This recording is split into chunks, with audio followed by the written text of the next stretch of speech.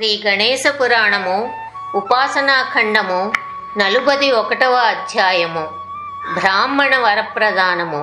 గజాననుడు బ్రాహ్మణ వేషం ధరించి త్రిపురాసురుని దగ్గరకు వెళ్ళాడు.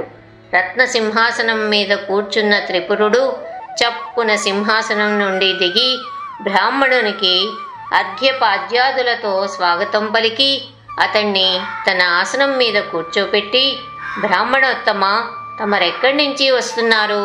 తమకు ఎందులో పాండిత్యం ఉంది? తమ నామధేయం ఏమిటి? తమరెందుకిలా వచ్చారు? మీకేం కావాలి? నా శక్తి మేరకు మీ కోరిక తీరుస్తాను అని సాదరంగా పలికాడు. అంత బ్రాహ్మణుడు, ఓ అసుర శ్రేష్ఠుడా, మేము భూత భవిష్యత్ వర్తమాన కాలంలో మూడింటిని తెలిసిన వాళ్ళము. లోకహితం కొరకు మేము స్వేచ్ఛగా సంచరిస్తూ ఉంటాము. నన్ను 3 లోకాల్లోనూ కళాధరుడని పిలుస్తూ ఉంటారు. నీ వైభవం చూడడానికి వచ్చాను. నీ సిరి సంపదలు చూసి చాలా సంతోషించాను. కైలాసంలో కానీ విష్ణులోకంలో కానీ ఇంత మహావైభవాన్ని నేను చూడలేదు అని చెప్పాడు. అప్పుడు త్రిపురుడు, ఓ భూసురోత్తమ, నువ్వు కళాధర నామం కలవాడివి కదా, నీకు అన్ని లోకాల్లో గల ఐశ్వర్యం తెలుసునంటున్నావు.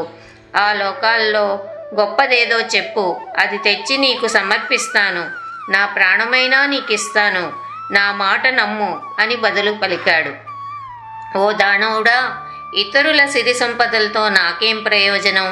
నీ వినయ విధేతలు నన్ను ఆనందపరిచాయి. ధనుష్కోటిపై వెండి, బంగారం, ఇనుము ప్రాకారములతో నిర్మించబడిన 3 పురములను నీకిస్తాను. ఆ నగరంలో నువ్వు సుఖంగా ఉండు. ఆ పురాన్ని దేవతలు గాని, గంధర్వులు గాని, మనుష్యులు గాని భేదించలేరు. దానికి కామగమనం కూడా ఉంది. అంతేకాదు, అది సర్వ కామ్యములను తీరుస్తుంది. అయితే ఎప్పుడు రుద్రుడు ఒక్క బాణంతో పడగొడతాడో అప్పుడు నువ్వు నశిస్తావు అని చెప్పి బ్రాహ్మణ వేషంలో ఉన్న గజానండు ఒక బాణం పాతి దానిపై వాపీకూట తటాకారామ హర్యాదులతో కూడిన 3 పురములను తన మాయచే నిర్మించి దానవునికి దానం చేశాడు. అందుకు త్రిపురుడు సంతోషించి, ఓ బ్రాహ్మణోత్తమ, 3 లోకాల్లో ముచ్చటైనదేది ఉందో దానిని కోరుకో, అది నీకిస్తాను అని చెప్పాడు. ఆ బ్రాహ్మణుడు, త్రిపుర, నేను కైలాసంలో శివునిచే పూజింపబడుతున్న సమస్తమైన కోరికలను తీర్చే గణేశమూర్తిని చూశాను. అటువంటి చూడముచ్చటైన గణేశమూర్తిని నేనెక్కడా చూడలేదు. దానిపై నాకు మనస్సు పోయింది. నీకు చేతనైతే దానిని తెచ్చి నాకర్పించు అని కోరాడు. అంత త్రిపురుడు, ఓస్, ఇంతేనా? ఆ శంకరుడు నా కింకరుడు.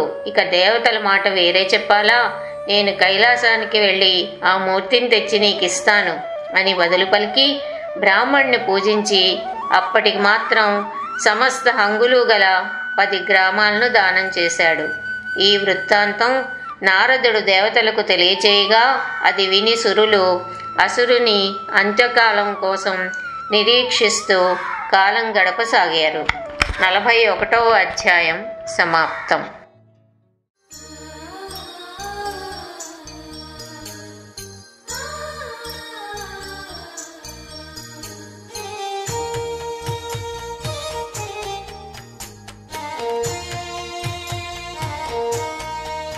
శ్రీ గణేశ పురాణము ఉపాసనాఖండము 42వ అధ్యాయము.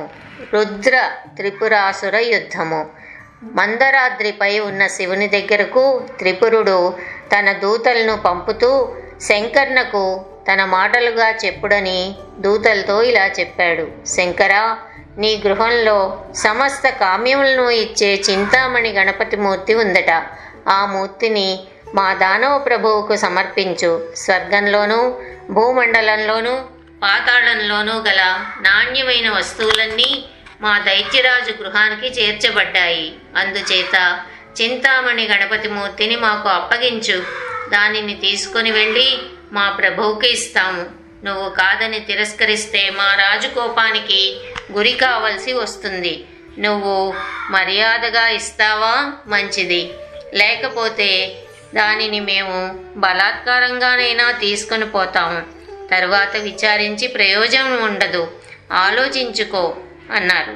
దూతలు వెంటనే శివుని దగ్గరికి వెళ్ళి త్రిపురుని మాటలు శివుడితో చెప్పారు.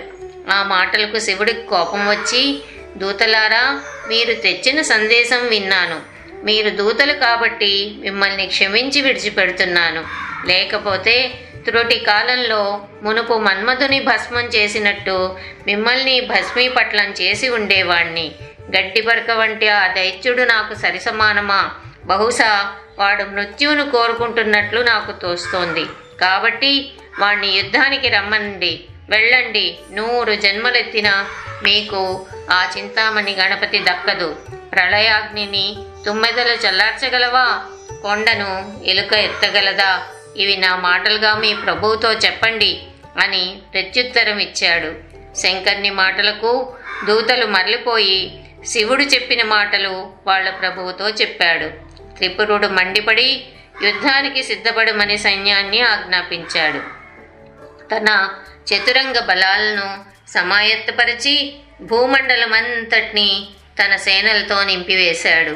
రవితేజస్తో సమానంగా మెరుస్తున్న ఖడ్గాలు, వాడి అయిన శస్త్రాస్త్రాలు ధరించి సైన్యం ముందు నడవగా త్రిపురుడు శిరస్సున రత్నకిరీటం, మెడలో రత్నాలు ముత్యాల హారాలు ధరించి ధనుర్బాణములు ఖడ్గ ఖేటకములు చేతపూని కామగమనం గల త్రిపురములను అధిష్ఠించి మేఘగర్జనలు చేస్తూ శంకరునితో యుద్ధం చేయడానికి మందర పర్వతాభిముఖంగా బయలుదేరాడు.